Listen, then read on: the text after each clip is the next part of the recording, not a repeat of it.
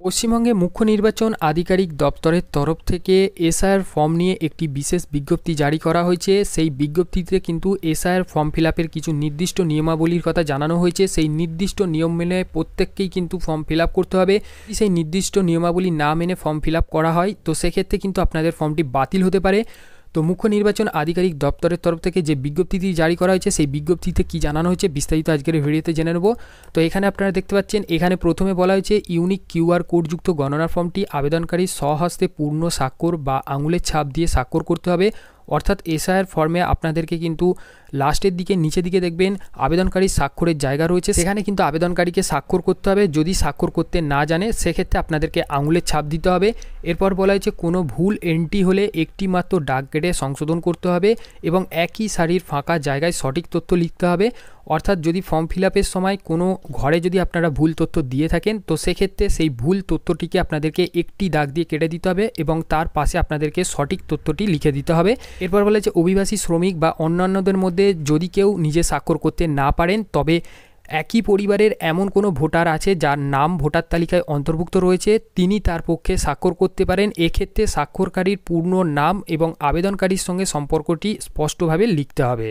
এরপর বলা হয়েছে গণনা ফর্মের দুটি কপি পূরণ করতে হবে। একটি কপি আপনাদেরকে বিএলওকে দিয়ে দিতে হবে এবং আরেকটি কপি আপনাদেরকে বিএলও সিগনেচার করে আপনাদেরকে দিয়ে দিবে। কপিটি আপনাদের কাছে ভালো করে যত্ন সহকারে রেখে দিতে হবে।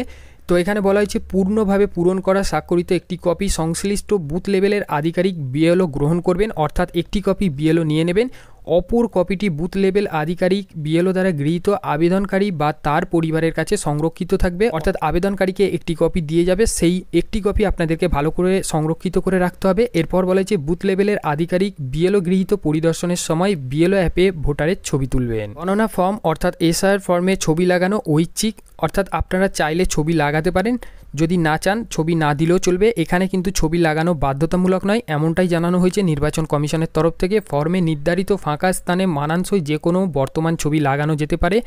আবেদনকারী বা যিনি আবেদনের পক্ষে স্বাক্ষর করছেন তাদের দ্বারা ফর্মের সঠিক তথ্য প্রদান করতে হবে। অর্থাৎ এখানে কিন্তু অবশ্যই ফর্ম ফিল আপের সময় সঠিক তথ্য দেবেন, এখানে কোনো রকম ভুল তথ্য আপনারা দেবেন না। এরপর বলা হয়েছে মৃত ভোটার এবং স্থায়ীভাবে স্থানান্তর ভোটার বা যার নাম অন্য কোনো স্থানে পুনরায় অন্তর্ভুক্ত অর্থাৎ ডুপ্লিকেট ভোটার হয়েছে এ সংক্রান্ত সঠিক তথ্য বিএলওকে জানাতে হবে। যদি পরিবারের কোনো ভোটার মারা গিয়ে থাকে বা স্থায়ীভাবে অন্য কোথাও যদি স্থানান্তর হয়ে থাকে তো সেক্ষেত্রে আপনাদেরকে বিএলওকে সেটা জানাতে হবে।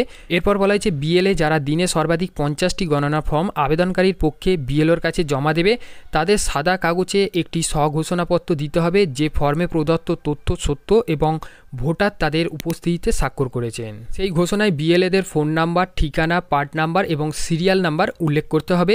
এরপর বলা হয়েছে যদি কেউ মৃত ভোটার, স্থানান্তরিত ভোটার বা দ্বিতীয়বার উল্লেখিত ভোটারের সম্পর্কিত কোনো ভ্রান্ত তথ্য ইচ্ছাকৃতভাবে দেয়, গণনা ফর্মের অপব্যবহারজনিত এই অনিয়ম অনুযায়ী 1 বছর পর্যন্ত কারাদণ্ড বা জরিমানা উভয় দণ্ডনীয় হবে।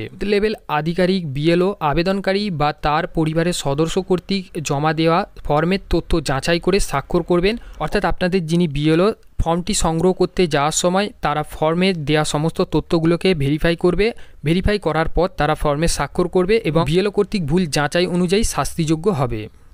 জানানো যাচ্ছে গণনা ফর্মগুলি ডিজিটাল পদ্ধতিতে সংরক্ষণ করা হবে। ফর্মের সব তথ্য, নথি, স্বাক্ষর, নাম ও অন্যান্য বিবরণ ডিজিটাল রূপে সংরক্ষিত থাকায় যে কোনো অসত্য তথ্য, ঘোষণা বা যাচাই প্রদানকারীর পরিচয় নির্ধারণ করা সম্ভব হবে।